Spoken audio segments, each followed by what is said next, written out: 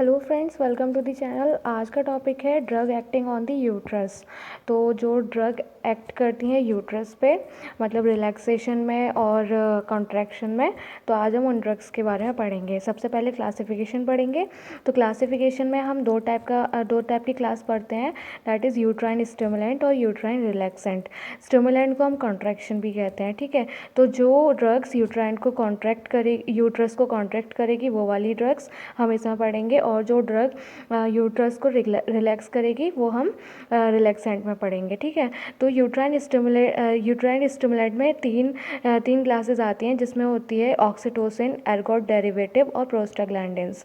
तो uterine relaxant में कौन कौन सी आती है? Adrenergic agonist, calcium channel blockers, और होती है ऑक्सीटोसिन एंटागोनिस्ट, और अदर ड्रग्स भी होती हैं, ठीक है। तो ऑक्सीटोसिन तो एक इम्पॉर्टेंट ही ड्रग है। बाकी एर्गोट डेरिवेटिव्स में कौन सी ड्रग्स आती हैं? एर्गोमेट्रिन और मिथाइल एर्गोमेट्रिन, ठीक है। प्रोस्टाग्लैंडिन में PGE2 आती है, PGF2 अल्फा आती है, और माइसोप्रेस्टोल आती है। मीसोप्रेस्टोल या माइसोप्रेस्टोल कुछ भी बोल सकते हैं, ठीक है। यूट्राइन रिलैक्सेंट में हमें पता है कि 4 क्लासेस आती हैं। एड्रेनर्जिक एगोनिस्ट, जिसमें होती है राइटोड्रिन, सैल्ब्यूटामॉल, टर्बिटोलिन और आइसोक्सिप्रिन, ठीक है। और कैल्शियम चैनल ब्लॉकर्स में आती है नाइफेडेपिन देते हैं हम। और ऑक्सीटोसिन एंटागोनिस्ट में होती है एटोसिवन। और अदर ड्रग में अगर हम देखें तो मैग्नीशियम सल्फेट, प्रोजेस्टेरोन, नाइट्रेट और हेलोथिन होती है, ठीक है। तो ये जो यूट्रस को स्टिमुलेट करती है, कॉन्ट्रैक्ट करती है, ये वो वाली ड्रग्स हैं। और रिलैक्स करने वाली ये वाली ड्रग्स हैं। तो हम इसमें मेन पढ़ेंगे ऑक्सीटोसिन के बारे में, और बाकी हम सेकेंड वीडियो में कवर करेंगे, ठीक है। बाकी सारी ड्रग्स हम सेकेंड वीडियो में कवर करेंगे, और यही एक इम्पॉर्टेंट ड्रग है इसमें, ठीक है।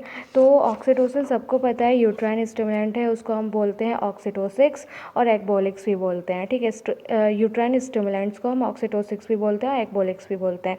ऑक्सीटोसिन, ये हमें पता है कि हमारी बॉडी में भी सिंथेसिस होती है इसकी, और हम इसको बाहर से भी देते हैं, मतलब ड्रग के फॉर्म में भी हम इसको देते हैं। तो ऑक्सीटोसिन क्या होती है कि ये हार्मोन होता है जो कि हाइपोथैलेमस में सिंथेसाइज होता है, ठीक है। स्टोरेज कहाँ होती है इसकी? न्यूरो हाइपोफाइसिस में। तो हम देखते हैं कि सिंथेसिस किस में होती है? सुप्रा ऑप्टिक और paraventricular nuclei of the hypothalamus. ये इंपॉर्टेंट नहीं है, बस हमें इतना याद रखना है कि हाइपोथैलेमस में ये सिंथेसिस होता है, ठीक है।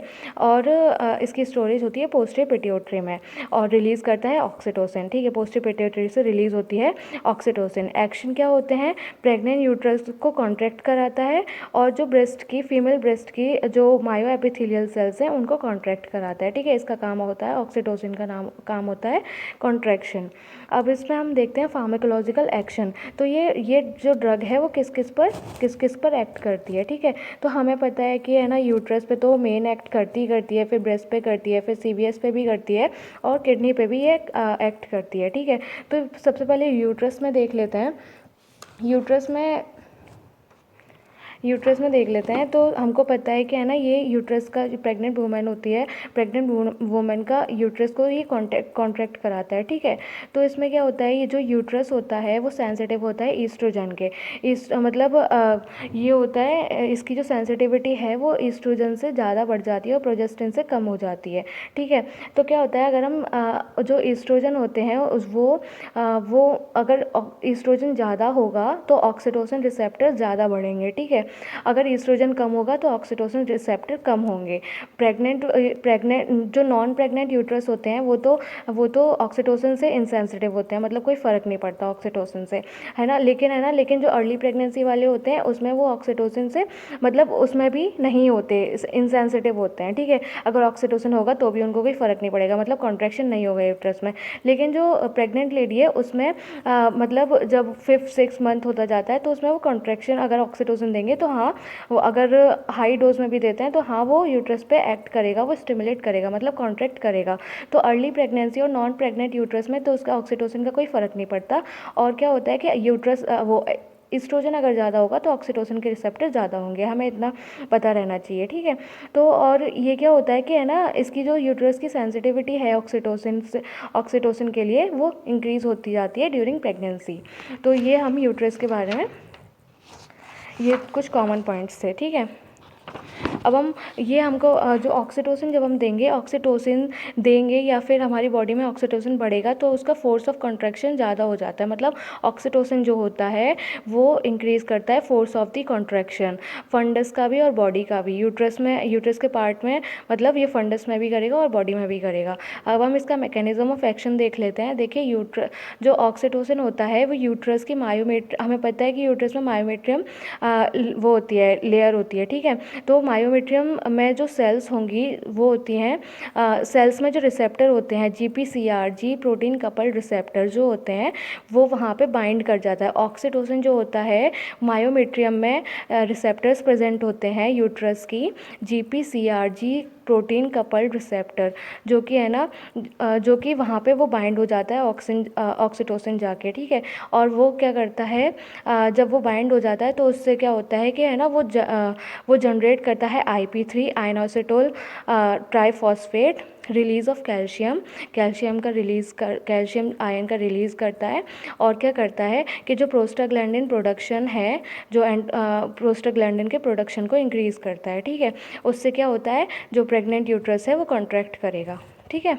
अब हम ब्रेस्ट पे देख लेते हैं, ब्रेस्ट में कैसे एक्ट करता है। देखिए मतलब हम ये पहले भी बता चुके हैं कि ऑक्सीटोसिन कॉन्ट्रैक्ट करेगा मायो एपिथेलियल सेल्स को, ब्रेस्ट की मायो एपिथेलियल सेल्स को कॉन्ट्रैक्ट करेगा, जिससे कि मिल्क इजेक्शन होगा। उसमें क्या होता है कि है ना जो ऑक्सीटोसिन होता है वो रिस्पॉन्सिबल होता है प्रोलैक्टिन के रिलीज़ में, ठीक है। प्रोलैक्टिन के रिलीज़ में ये रिस्पॉन्सिबल होता है। तो क्या होता है कि जब बेबी इजेक्ट करता है मिल्क को तो हाइपोथैलेमस एक्टिवेट हो जाता है, ठीक है।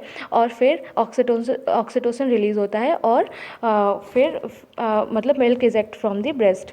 अब हम CVS में देख लेते हैं ऑक्सीटोसिन अगर हम हाई डोज में देंगे तो हाई डोज में ऑक्सीटोसिन देने से वैसोडाइलेटेशन हो जाएगा और हाइपोटेंशन हो सकती है, जिसकी वजह से टैकीकार्डिया हो जाएगा, ठीक है।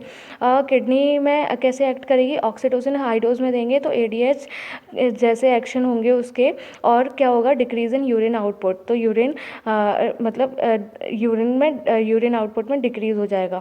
अब क्या है, तो हम इसके यूजेस देख लेते हैं। तो सबसे पहला यूज़ होता है इसका इंडक्शन ऑफ द लेबर, और सेकंड में हम देखेंगे पोस्टपार्टम हैमरेज, और थर्ड है इंटरनेजल ऑक्सीटोसिन, ठीक है। तो ये हमको पता है कि है ना जब लेबर पेन हमको जैसे किसी को लेबर पेन नहीं हो रहा तो लेबर पेन मतलब लेबर कराने को, उसकी डिलीवरी कराने के लिए हमें ऑक्सीटोसिन देना पड़ेगा, ठीक है।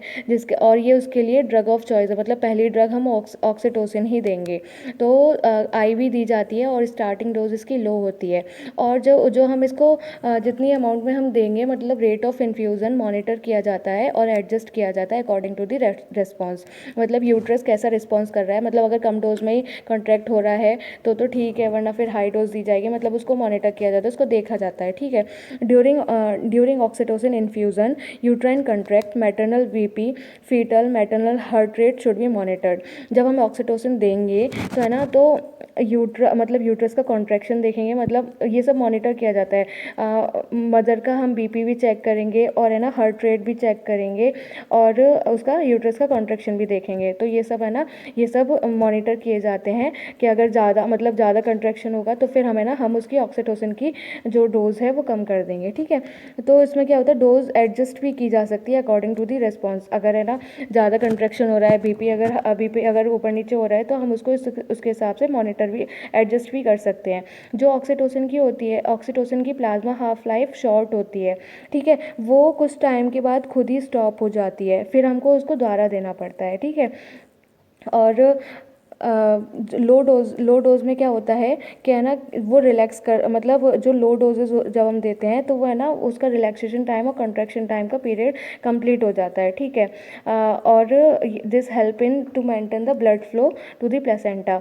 क्या होता है जब हम है ना जब पोस्टपार्टम हेमरेज होता है या जब वो डिलीवरी का वो होता है तो ऑक्सीटोसिन देने से क्या होता है कि वो जो आसपास की जो ब्लड वेसल्स हैं वो उसको कंस्ट्रिक्ट कर देता है, वो उसको रोक देता है, ठीक है।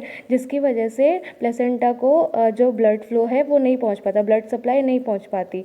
तो ऑक्सीटोसिन अगर हम देंगे तो प्लेसेंटा को ब्लड सप्लाई नहीं पहुंचेगी, तो जब मतलब इसलिए ये जो इसकी जो प्लाज्मा हाफ लाइफ होती है इसलिए वो शॉर्ट होती है, ठीक है।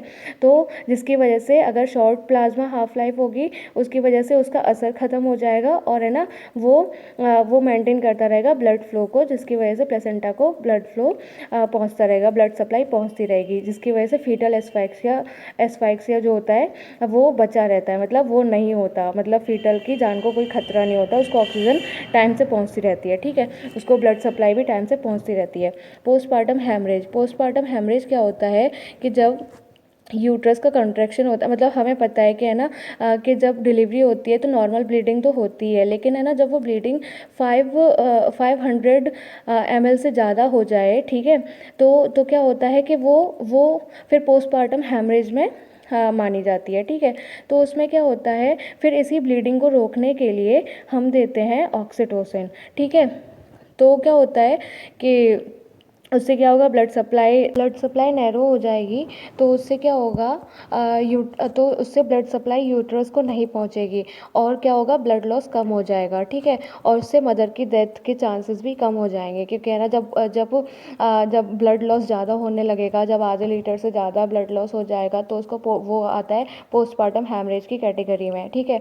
तो जब उसके ब्लड सप्लाई को हम नैरो कर देंगे, कंस्ट्रिक्ट कर देंगे, तो उससे क्या होगा कि ब्लड सप्लाई कम हो जाएगी और ब्लड फ्लो भी कम होगा, और है ना जब डिलीवरी के टाइम पे वो ब्लड लॉस भी कम होगा, ठीक है। तो उसकी वजह से हम ऑक्सीटोसिन को देते हैं, ठीक है। तो ऑक्सीटोसिन क्या होता है कि आईएम और आईवी दिया जाता है प्रिवेंशन के लिए, और है ना आईवी दिया जाता है ट्रीटमेंट के लिए फॉर द पोस्टपार्टम हैमरेज, ठीक है। इसमें क्या होता है, जो यूट्राइन स्मूथ मसल होती हैं वो कंट्रैक्ट करती हैं और वो कंप्रेस करती हैं ब्लड वेसल को, जिसकी वजह से वो मायोमेट्रियम से पास हो जाती है, ठीक है, और ब्लीडिंग जो होती है वो अरेस्ट हो जाती है, मतलब ब्लीडिंग नहीं होती, ठीक है। इंटरनेजल ऑक्सीटोसिन में भी हम इसको यूज़ करते हैं। इसमें क्या होता है कि है ना स्टिमुलेट करता है मायोएपिथेलियल सेल्स को, उसकी वजह से मिल्क जो होता है, मिल्क इजेक्शन होता है, ठीक है।